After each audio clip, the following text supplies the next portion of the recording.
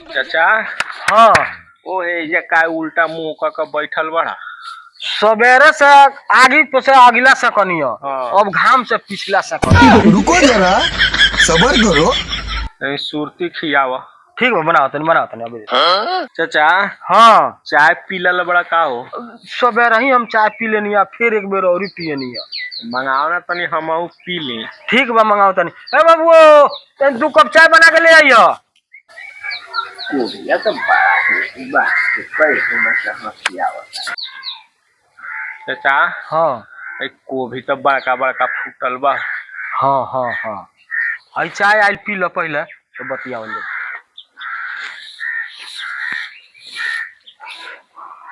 चाचा हाँ ओई चायवा तो नीमन लौकता मने चीनी नहीं खाए में। बबुआ चीनी हम कम पियनी, शुगर के डर है। रुको जरा, सबर करो। बोला धक्का बुक्की नहीं करने का, आराम से लेने का। अब देख तू यार तनी सुरती।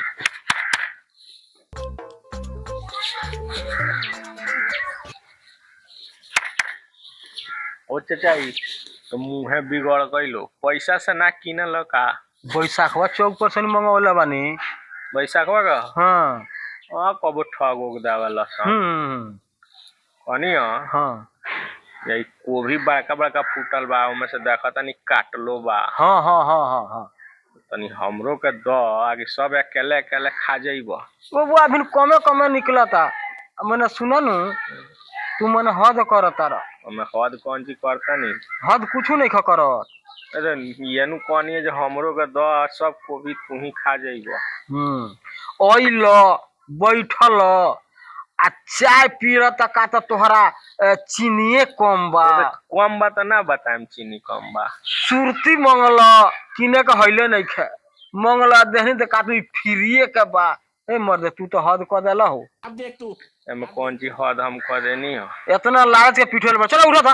अब तू गया बेटा, अब तू गया, देख तेरी औकात मैं दिखाता है ना। सुनो ना एकरे का कहल जाला कि जकरे छिपा में खाए के आ ओकरे छिपा में छेद करे के। बिहान से मत आइया हमारे दुआर पर।